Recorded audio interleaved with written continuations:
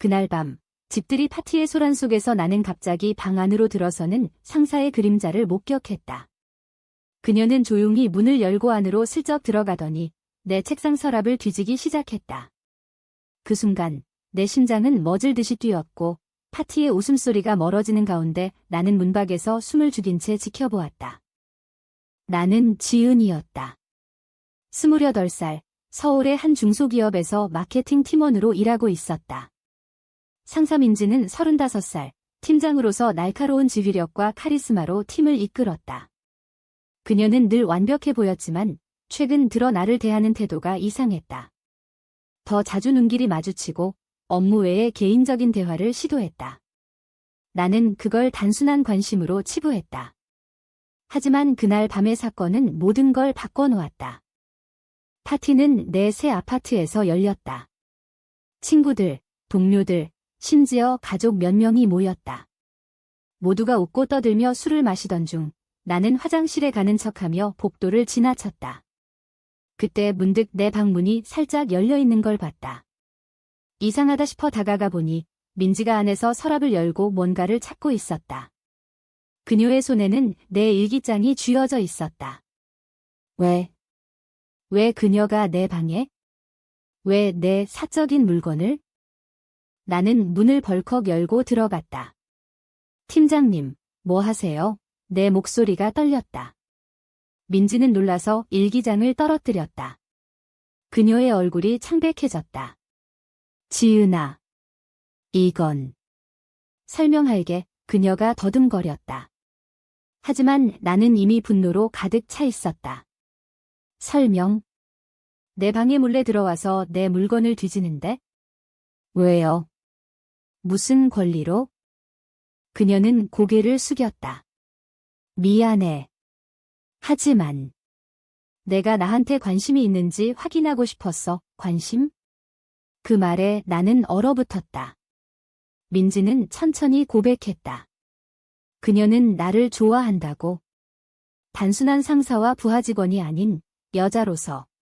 그 순간 내 머릿속이 복잡해졌다. 나도 최근 들어 그녀에게 끌리는 감정을 느꼈지만 그걸 인정할 수 없었다. 사회의 시선, 가족의 기대, 모든 게 나를 옥죄었다.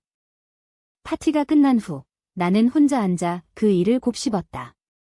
민지는 집으로 돌아가며 다시 미안하다고 했지만 나는 대답하지 않았다. 다음 날 출근길, 내 마음은 혼란스러웠다. 회사에서 그녀를 마주치면 어쩌지? 이 감정을 어떻게 처리하지? 하지만 그건 시작에 불과했다. 민지의 고백은 단순한 로맨스가 아니었다. 그녀는 이미 결혼을 약속한 남자가 있었다. 가족의 압력으로 인해 민지의 가족은 보수적이었다.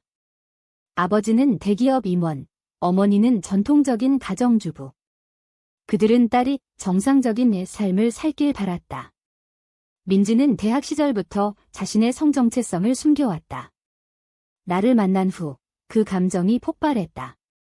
하지만 그녀는 이미 약혼자를 소개받았고 결혼 준비 중이었다. 나를 좋아한다는 건 그녀의 삶을 무너뜨릴 수 있는 선택이었다. 나는 그날 밤 일기장을 다시 펼쳤다. 그 안에는 최근 민지에 대한 내 감정이 적혀 있었다. 따뜻한 미소, 날카로운 눈빛, 그녀와의 대화가 나를 설레게 한다는 내용. 민지가 그걸 봤다면? 그녀는 이미 알았을 터, 하지만 왜 서랍을 뒤졌을까? 단순한 호기심? 아니, 그녀는 확신을 원했다. 나도 그녀를 좋아하는지. 다음 날 회사에서 민지는 나를 피했다. 회의 중에도 눈길을 주지 않았다. 점심시간, 나는 그녀를 불러 세웠다. 팀장님, 어제 일 이야기 좀 해요. 그녀는 조용히 나를 따라 커피숍으로 갔다. 지은아, 미안해. 내가 실수했어. 하지만 나 진심이야. 그녀의 눈에 눈물이 고였다. 나도 알아. 하지만 이건 불가능해. 나는 말했다. 왜 불가능할까? 사회 때문인가? 가족 때문인가? 아니, 내 자신의 두려움 때문이었다. 그 대화 후 우리의 관계는 미묘하게 변했다. 민지는 더 이상 나를 특별 대우하지 않았다. 오히려 냉정해졌다. 하지만 퇴근 후 그녀는 가끔 메시지를 보냈다. 오늘 어땠어? 피곤하지? 나는 답장을 하면서도 죄책감을 느꼈다. 이 감정이 커지면 안 돼. 하지만 이미 늦었다. 한 달 후 회사 프로젝트로 인해 우리는 야근을 함께 했다. 피곤한 밤, 민지가 갑자기 말했다. 지은아, 나랑 데이트할래? 나는 놀라서 그녀를 봤다. 팀장님. 그냥 한 번만. 아무도 모르게 그녀의 목소리가 간절했다. 나는 고개를 저었다. 안 돼요. 우리는 동료잖아요. 하지만 내 마음은 흔들렸다. 그날 밤 집에 돌아와 나는 어머니에게 전화를 걸었다. 어머니는 늘 결혼 이야기를 했다. 지은아, 너도 이제 30 다 돼가는데 남자친구는? 나는 웃으며 대답했다. 아직요. 하지만 속으로는 민지가 떠올랐다. 이 감정을 어떻게 설명하지? 가족은 이해할까? 아마도 아니다. 한국 사회에서 동성애는 여전히 금기시됐다. 특히 우리 집안처럼 보수적인 가정에서. 민지의 약혼자는 재벌 집안 아들이었다. 결혼은 사업적 이익도 있었다. 민지가 나를 선택하면 모든 걸 잃을 수 있었다. 가족의 지지, 사회적 지위, 안정된 미래. 나는 그걸 알면서도 그녀를 밀어냈다. 하지만 밤마다 그녀의 메시지가 오면 나는 답장을 보냈다. 점점 우리의 대화는 깊어졌다. 그녀의 과거, 나의 꿈, 서로의 아픔. 어느 날 민지가 말했다. 나 결혼 안 할 거야. 나는 충격받았다. 왜요? 너 때문이야. 너 없인 안 돼. 그 말에 나는 기뻤지만 동시에 두려웠다. 이 선택의 대가는 무엇일까? 그녀의 가족은 어떻게 반응할까? 사회는? 그리고 나 자신은? 민지의 결정은 순식간에 현실이 됐다. 그녀는 약혼자에게 솔직히 털어놓았다. 미안해. 나 다른 사람이 있어. 약혼자는 분노했다. 누구야? 남자. 민지는 고개를 저었다. 여자. 그 말에 그는 웃었다. 장난해? 그럴 리 없어. 하지만 민지의 진지한 표정에 그는 얼굴을 일그러뜨렸다. 너 미쳤어? 우리 집안에 이런 수치? 그 소문은 빠르게 퍼졌다. 민지의 가족에게까지. 아버지는 그녀를 불러 세웠다. 이게 무슨 소리냐? 동성애? 내가 왜 그래? 어머니는 울었다. 민지야, 제발. 치료받자. 병원 가자. 민지는 고개를 저었다. 엄마, 이건 병이 아니에요.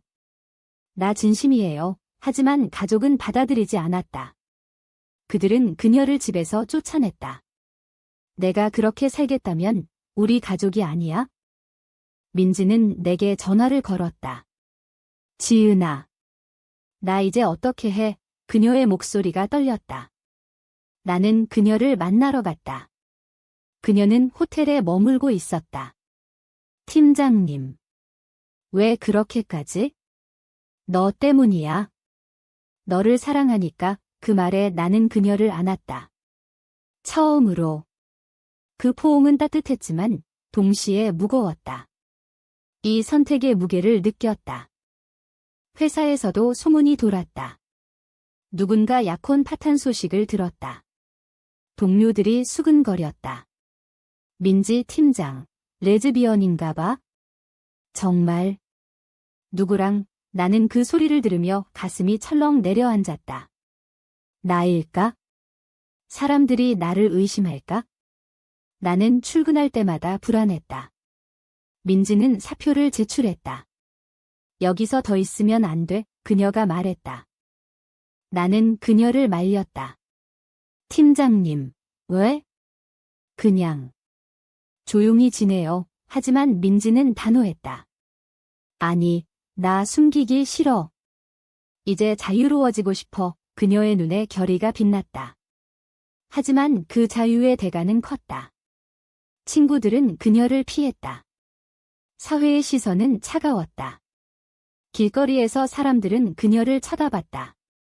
저 여자, 동성애자래. 나는 집에서 어머니와 마주쳤다. 어머니가 물었다. 지은아, 회사에서 무슨 일 있었어? 내 상사 소문 들었어. 나는 대답을 피했다. 글쎄요. 하지만 어머니는 계속했다. 그런 사람들, 이상해. 정상적인 삶을 왜 안 사는지 그 말에 나는 화가 났다. 엄마, 그게 왜 이상해요? 사랑은 사랑인데 어머니가 놀라서 나를 봤다. 너, 왜 그래? 설마 너도? 나는 부정했다. 아니에요. 하지만 속으로는 갈등했다. 민지를 사랑하나? 이 감정이 진짜인가? 만약 그렇다면 나도 그녀처럼 모든 걸 잃을 각오가 돼 있나? 가족, 친구, 직장. 한국 사회에서 동성애는 여전히 논란의 대상이었다. 법적으로는 인정되지 않았고 사회적 편견은 강했다. 민지는 새 직장을 구하려 했지만 쉽지 않았다. 이전 회사에서의 소문이 따라다녔다. 인터뷰에서 개인 사생활 문제로 라는 말이 나오면 합격은 물 건너갔다. 그녀는 점점 지쳐갔다. 지은아, 나 후회할까? 그녀가 물었다. 나는 대답할 수 없었다. 나 자신도 확신이 없었다. 어느 날 민지의 전 약혼자가 나를 찾아왔다. 너지? 민지가 사랑한다는 여자. 그는 화가 나서 소리쳤다. 너 때문에 내 인생 망쳤어. 나는 두려웠다. 아니에요.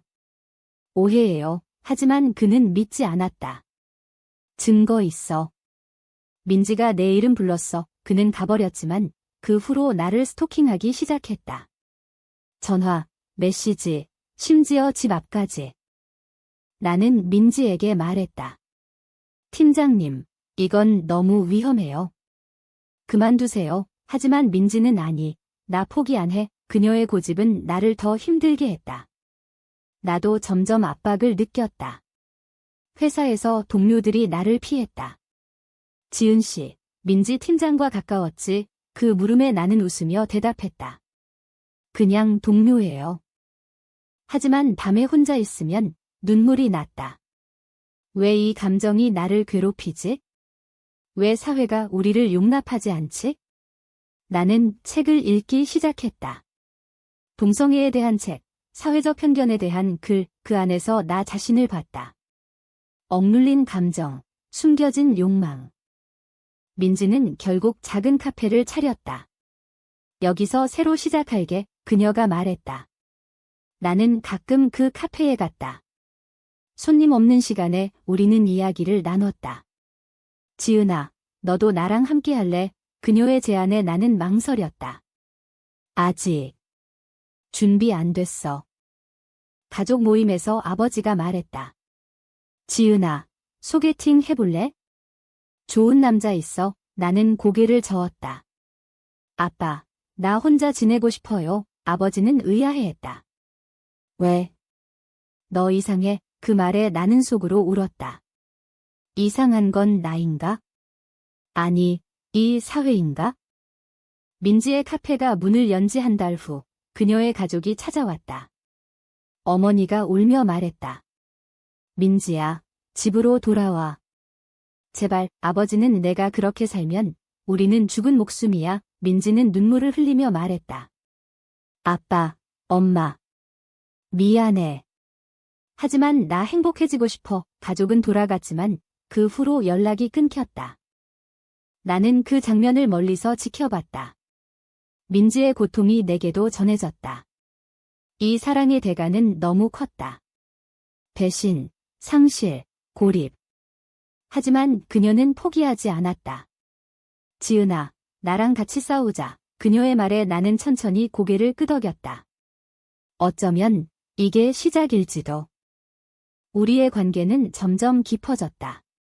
나는 회사에서 퇴근 후 민지의 카페로 갔다. 그곳에서 우리는 서로의 아픔을 나누었다. 민지는 과거를 털어놓았다. 대학 때 처음 여자를 좋아했어. 하지만 숨겼어. 가족 때문에 나는 내 이야기를 했다.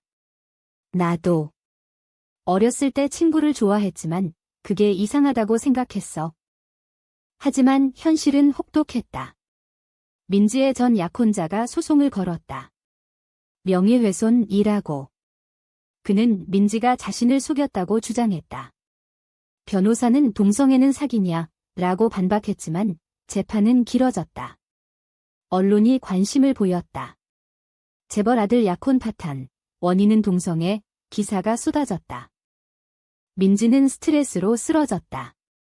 병원에서 그녀를 본 나는 눈물이 났다. 팀장님. 왜 이렇게까지? 그녀는 미소 지었다.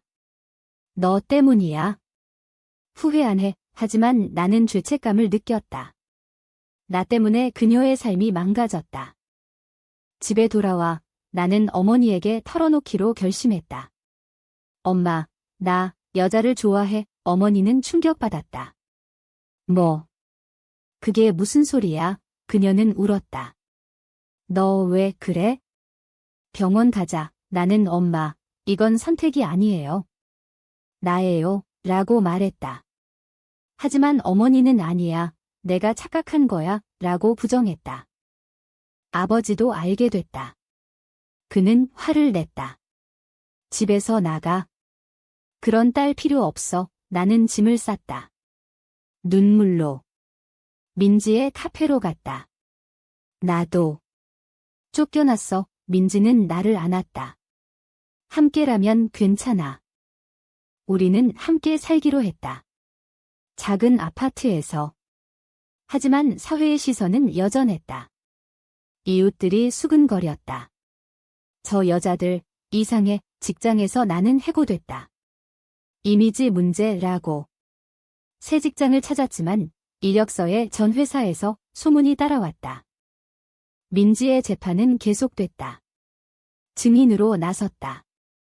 민지 씨는 진심이었어요. 속인 게 아니에요. 하지만 판사는 사회적 관습을 고려하면 이라고 말했다. 결국 합의로 끝났다. 하지만 민지의 이미지는 망가졌다. 카페 손님은 줄었다. 어느 날 옛 친구가 찾아왔다. 지은아, 너 왜 그래? 정상적으로 살아. 나는 이게 내 정상이라고 대답했다. 친구는 가버렸다. 고립감이 커졌다. 민지와 나는 서로를 의지했다. 하지만 갈등도 생겼다. 너 때문에 내 가족 잃었어. 민지가 한 번 말했다. 나는 미안해 라고만 할 수 있었다. 고조되는 긴장 속 민지는 우울증에 걸렸다. 약을 먹었다. 나는 그녀를 돌봤다. 우리가 왜 이렇게 살아야 해? 그녀가 물었다. 나는 대답할 수 없었다. 사회의 압력, 도덕적 딜레마. 우리의 사랑은 죄인가? 변화가 왔다. LGBTQ 커뮤니티에서 도움을 받았다. 모임에 참석했다. 그곳에서 비슷한 사람들을 만났다. 너희들 강해. 그 말에 힘을 얻었다. 민지는 천천히 회복됐다. 지은아, 나 다시 시작할게. 하지만 가족의 반대는 여전했다. 어머니가 편지를 보냈다. 돌아와. 용서할게. 하지만 조건은 그 여자와 헤어져. 나는 거부했다. 엄마, 나 행복해. 하지만 정말 행복한가? 상실의 아픔이 컸다. 민지의 카페가 다시 번성하기 시작했다. 동성애자 손님들이 모였다. 여기 안전해. 그 소문이 퍼졌다. 우리는 희망을 봤다. 하지만 여전히 싸움은 계속됐다. 사회의 변화는 느렸다. 법적 보호는 부족했다. 어느 밤 민지가 말했다. 지은아, 결혼할래? 해외에서 나는 놀랐다. 정말 그녀는 고개를 끄덕였다. 하지만 한국에서 인정되지 않았다. 그래도 상징적이었다. 우리는 준비했다. 하지만 그 소식을 들은 전 약혼자가 다시 나타났다. 너희들 미쳤어. 그는 위협했다. 긴장된 순간 우리는 경찰에 신고했다. 하지만 증거 부족으로 끝났다. 그 사건 후 우리는 더 조심스러워졌다. 사랑의 대가는 끝나지 않았다. 배신, 상처, 각성. 우리는 변했다. 강해졌다. 하지만 상처는 남았다. 해외 결혼은 현실이 됐다. 우리는 일본으로 갔다. 그곳에서 작은 의식을 치렀다. 반지 교환, 서약. 영원히 함께, 하지만 돌아온 한국에서 그것은 그냥 종이었다. 법적 효력이 없었다. 그래도 우리에게는 의미 있었다. 가족의 반응은 예상대로였다. 어머니는 미쳤어, 라고 소리쳤다. 아버지는 연락을 끊었다. 민지의 가족도 마찬가지. 하지만 우리는 포기하지 않았다. 카페를 키웠다. LGBTQ 공간으로 만들었다. 모임, 토크쇼. 사람들이 모였다. 하지만 사회적 반발도 왔다. 보수단체가 시위를 했다. 동성애 반대, 피케디 카페 앞에 섰다. 손님들은 두려워했다. 민지는 맞섰다. 여기서 나가세요. 경찰이 왔다. 하지만 편향된 태도. 조용히 해요. 그 사건 후 민지는 피곤해졌다. 지은아, 나 지쳤어. 나는 그녀를 위로했다. 함께라면 괜찮아. 하지만 내 마음도 지쳤다. 왜 우리는 싸워야 하지? 왜 사랑이 죄인가? 옛 동료가 찾아왔다. 지은 씨, 돌아와. 회사에서 기다려. 하지만 조건은 민지와 헤어져. 나는 거부했다. 아니에요. 새 직장을 찾았다. 프리랜서로. 자유로웠지만 불안정했다. 민지의 우울증이 재발했다. 병원에 갔다. 의사는 스트레스 때문 일하고. 나는 그녀를 돌봤다. 밤새 안아주었다. 사랑해. 하지만 그녀의 눈에 절망이 보였다. 나 때문에 너도 고통받아. 갈등이 고조됐다. 어느 날 싸움이 났다. 너 왜 나 선택했어? 내 삶 망쳤잖아. 민지가 소리쳤다. 나는 후회 안 해. 라고 했지만 속으로는 흔들렸다. 정말 후회 안 하나? 가족의 부재, 친구의 배신, 사회의 시선. 화해 후 우리는 더 가까워졌다. 하지만 외부 압력은 계속됐다. 언론 인터뷰 요청. 동성애 커플 이야기. 우리는 수락했다. 우리처럼 사는 사람들 많아요. 이해해주세요. 기사가 나왔다. 반응은 엇갈렸다. 지지와 비난. 지지자들이 늘었다. 온라인 커뮤니티에서 응원해요. 그 말에 힘을 얻었다. 하지만 비난도 세졌다. 지옥 가라. 익명 메시지. 우리는 무시했다. 하지만 상처됐다. 민지의 가족이 다시 왔다. 어머니가 민지야, 제발. 돌아와. 울었다. 민지는 엄마, 나 행복해. 라고 말했다. 하지만 어머니는 그 행복이 오래 갈까? 물었다. 그 말에 민지는 흔들렸다. 나도 가족과 마주쳤다. 어머니가 찾아왔다. 지은아, 너 왜 그래? 엄마 아프게 하지 마. 나는 엄마, 이해해줘. 라고 했다. 어머니는 노력할게. 라고 말했다. 작은 변화였다. 사회적 움직임이 일어났다. 동성결혼 법안 논의? 우리는 시위에 참가했다. 평등을 외쳤다. 그곳에서 희망을 봤다. 하지만 반대도 컸다. 정치인들의 반발.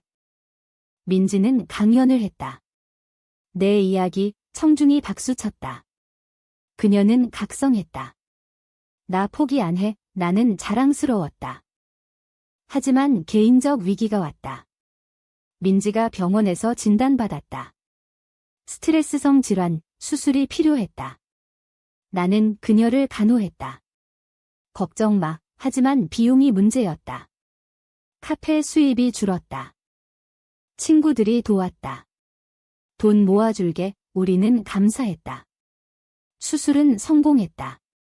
민지는 회복됐다. 지은아, 고마워. 그 후 우리의 관계는 더 단단해졌다. 하지만 여전히 도전이 있었다. 사회의 변화는 느렸다. 우리는 기다렸다. 인내하며. 시간이 흘렀다. 2년 후 우리의 삶은 안정됐다. 카페는 성공했다. LGBTQ 센터처럼 됐다. 사람들은 우리를 롤모델로 봤다. 하지만 상처는 남았다.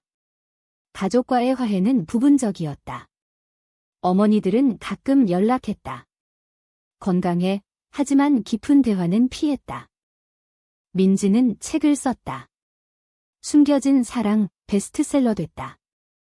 그녀의 이야기, 우리의 이야기. 사회적 반향이 컸다. 토론 프로그램에 출연했다. 동성애는 선택인가? 패널들이 논쟁했다. 나는 프리랜서로 성공했다. 글을 썼다. 내 감정의 여정, 사람들은 공감했다. 하지만 여전히 비난이 있었다. 도덕적 타락. 어느 날 민지의 전 약혼자가 사과했다. 미안해. 나 잘못했어. 그는 변했다. 너희들 행복 보이네. 우리는 용서했다. 가족 모임이 열렸다. 어머니들이 왔다. 오랜만 어색했지만 대화가 시작됐다. 이해하려 해. 작은 진전. 사회는 천천히 변했다. 법안이 통과됐다. 동성 파트너십 인정. 우리는 등록했다.